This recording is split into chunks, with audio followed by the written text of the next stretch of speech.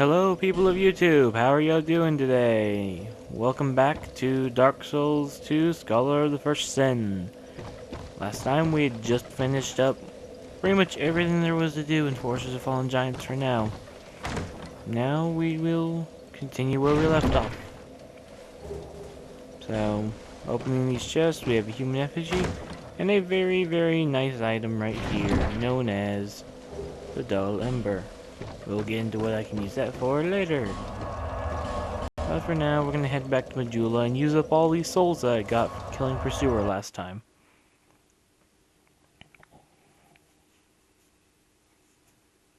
This is going to be interesting because our next location after this will be Hade's Tower of Flame. I know some of you might be curious why not Las Bastille where we were just at, but I can't go anywhere from that entrance of Las Bastille, not yet anyway. There's still stuff I cannot do there yet. I need to level up my attunement. There we go, so I have at least one attunement slot. For those of you who don't know, you have to have attunement slots to use magic. If you don't have attunement slots, you can't use magic. Plain and simple. Also, something I forgot to do before, since we have talked to Cartographer Kale, we now have access to this house here. So we can now come in here and get all the items that are scattered around here. And I honestly don't know why there's a gigantic book in here. I've never understood. It's just one giant book for some reason. But there are a lot of useful items in this place.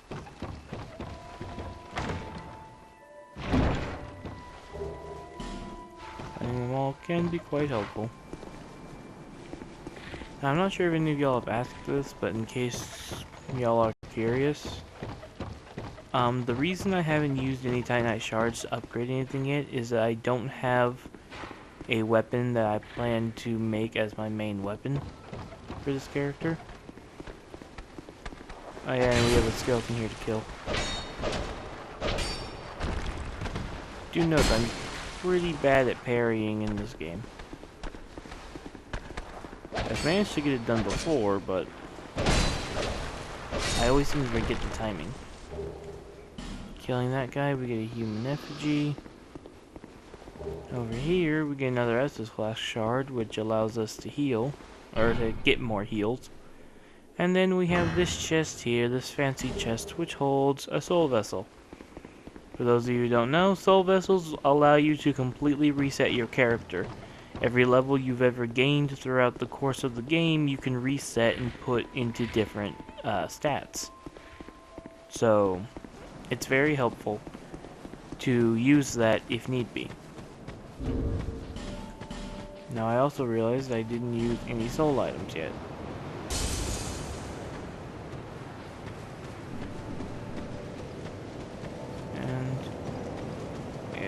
Is that a ship? However, I don't know if you all would want me to, but I'm thinking about trying to show off as many boss weapons as I can. Because since you may not know, you may not be aware of this, whenever you kill a boss in this game, the boss will drop a soul. That soul can then be traded to certain merchants for weapons. Sometimes shields, sometimes spells. But you can use their souls to gain these items. Without their souls, you can't get these items. Also, we're going down this path here now.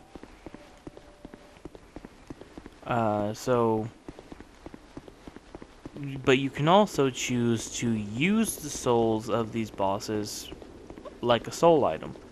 And you'll get additional souls from it. So, it's all dependent on whether or not you want the extra souls, or if you want to get the weapons. I feel like trying to show off the weapon, as many of the weapons as I can in this series.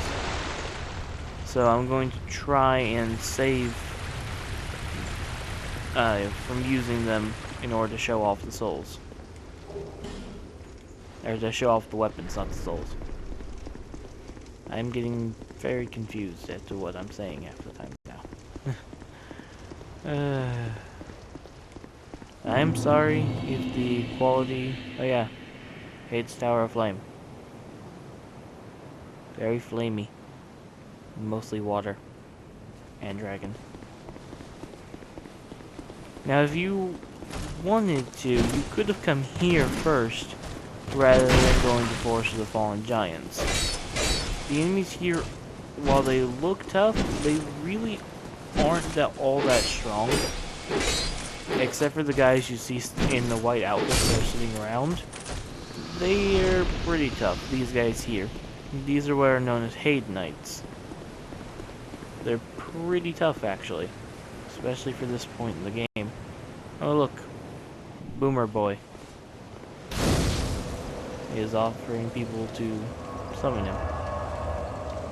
Anyway, as I was trying to say a while ago before we entered Hades Tower of Flame, I do want to apologize if the quality of my videos aren't that good.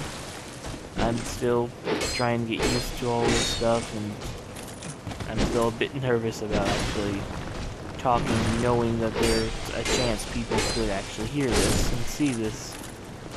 So I'm still a tad nervous about that, but I'm trying my best to make the quality of the videos good. I hate these hammer guys. They normally always kill me, at least once. Huh. I survived. That's a surprise. Okay. Gonna go ahead and chuck an Estus. Now we have this guy. This guy, even though he doesn't look like he'll attack you, and unless you walk up to him, he won't attack you. Like, you can literally just walk past this guy and he'll just stand there and stare at you. But if you do that, and you don't kill him, he won't move his lever. Now, if I angle the camera right, you can see that guy with the giant halberd. That is a boss. And you can see he has quite a small platform. But by pulling this lever, we expand the platform by raising another level. Now there is one more level to expand, and that's from killing this giant sword guy over here. This guy here with the giant sword, who, while he may look intimidating, he himself is not that strong. He's actually the weakest of all of these knights. Now, killing him will cause another lever to raise. But I will say this, I never fight those two knights right there. The reason being is that these knights tend to kill me if I try to fight them there. Because I'm facing two knights at once, it becomes a bit difficult. As a result, my usual tactic with these two is to lure them back here until one of them loses aggro, and then once one of them's lost their aggro, I will go kill the one that's still trying to chase me. Like right here, we see that guy is leaving, but the other one's still approaching me. So I can battle this guy and let the other guy leave. Ow. Jerk. Yeah, cracked blue eye orb. That is an item you cannot use unless you're in a certain covenant. So, but if you are in that covenant and you want to get the eyes really easily, just come here and grind these guys. I've come through here and grinding before, just grinding souls, and have gotten like 30 of those eyes before. Unfortunately, I was not in that covenant, so the eyes were kind of useless to me. But yeah, but now here's the lever, and pulling this will expand another part of the platform.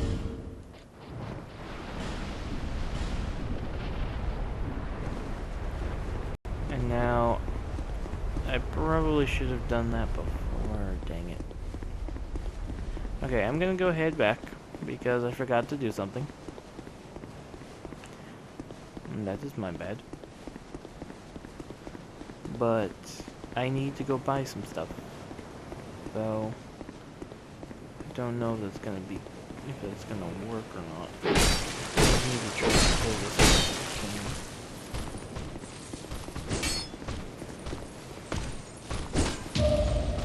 There we go. There's the parry. Stab him in the stomach. Then get back up and swing. Yeah, the way you parry in this game is a bit weird. Because you kind of have to try and hit the parry button in advance from their swing.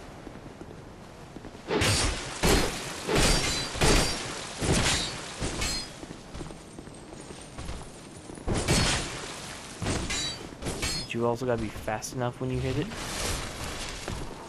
So, kind of like that. It can be tricky to get done. And even now, after playing this game and the first game for as long as I have, I still have quite a bit of trouble with the parrying aspect. Just because I never really did that in either game before. Like, the first Souls game I ever tried parrying in was Scholar of the First Sin. I never tried it in the original Dark Souls 2 or Dark Souls 1. Parrying just wasn't really my thing because I didn't see it as being worth the risk. Now what I'm gonna do is I need to buy as many arrows as I possibly can from him. Wow, hold on. Maybe not arrows. Let me see. That's that. I equip the crossbow. I two-hand it. Then I'm at 145 base damage. But if I use the bow, that's 131. So I think I'm gonna use the bow just because the arrows are cheaper than the crossbow bolts. And for those of you who might be curious as to, or confused as to why I'm doing this, I'm sure some of y'all probably saw a certain thing as we were going through Hades Tower of Flame. And that certain thing is what I need the arrows for. In order to make killing it and getting past it a little bit easier. But it's going to be a tad bit tricky to get done. And I think now is a good time to show off the rapier. I haven't actually used it yet since I bought it.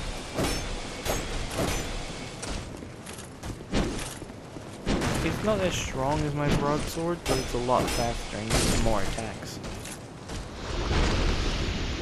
Making it pretty good. Now this guy is one thing that I can say I've never been a fan of in Scholar of the First Sin. In fact, this guy respawns. In the original Dark Souls 2, this guy does not respawn. He'll just die. And won't come back. So, I'm not a big fan of that guy, just because of that fact. But, yeah. As I was saying earlier, this guy literally won't chase after you. I can run right past him and the guy will just stay there and guard the lever. That's what he's there for. Now, turn off the rapier enough. I'll just finish this guy off real quick. Oh, look, an item. Cracked blue armor. I think I'm gonna actually try and take these guys on the way you're... Nope. Never mind. About to say I'm gonna try and take these guys on the way you're meant to, but you're not there's really no right or wrong way to take on these guys.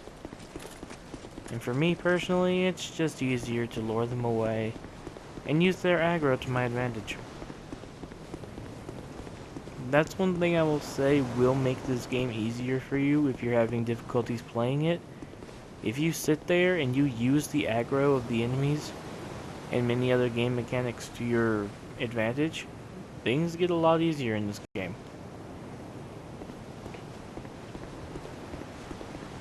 So it looks like the other guy did not follow all the way through, but this guy did. So now a 2-on-1 fight has turned into a 1-on-1 fight. Which is quite nice. And so now I can kill him and move on. And we've got this big guy here that I can avoid, and we can go this way. Now the item thing I was talking about I bought the arrows for is that right there. Pretty sure you can see the dragon. And that dragon normally kills me. I'll be perfectly honest, I don't think I've ever managed to kill that dragon alone.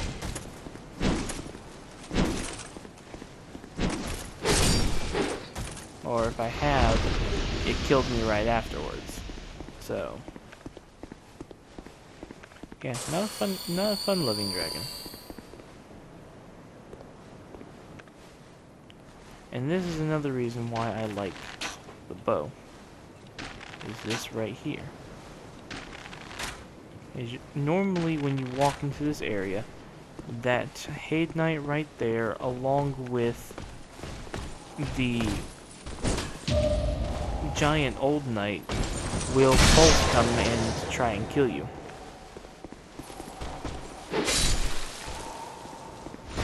But by using the arrow, I was able to separate the two, drawing one's aggro without drawing the other.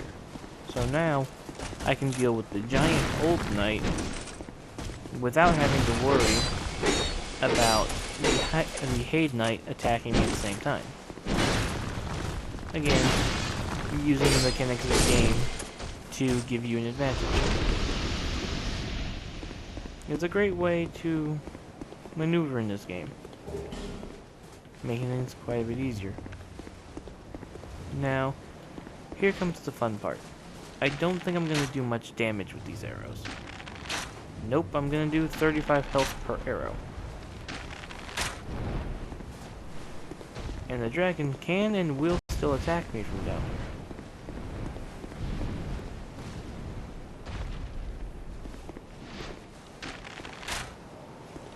Making it quite an annoying fight.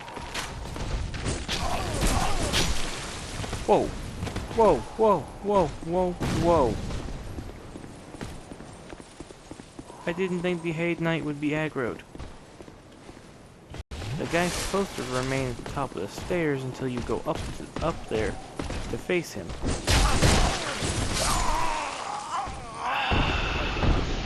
This is why I hate Haid Knights. They're absurdly powerful. In the original Dark Souls 2, there were no Haid Knights in Haid Tower of Flame. Yeah, no one ever understood why. But, the Haid Knights have always been powerful. Always scattered around the world and being able to do a lot of damage to you. And it makes it even more difficult when you're at this, when they installed for Sin, they added like 6 Haid Knights to this area. And they're now everywhere.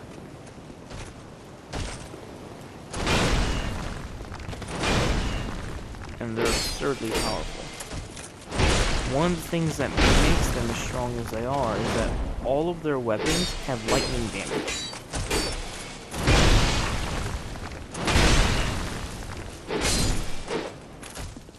That's what makes the Haid Knights so powerful. Is they've got that lightning damage along with just their overall pure attack power. Haid Knights are not a fun bunch to fight. Especially not the spear wielder. That spear wielder there will kick your butt faster than anything.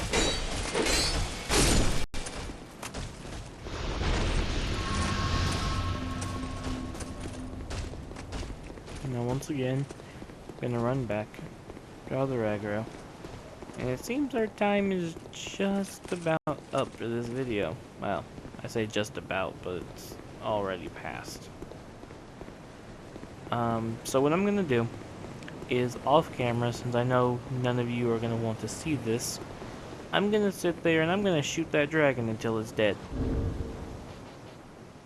And so until then, until I finally finish off that dragon, I will see you all in the next video. So long.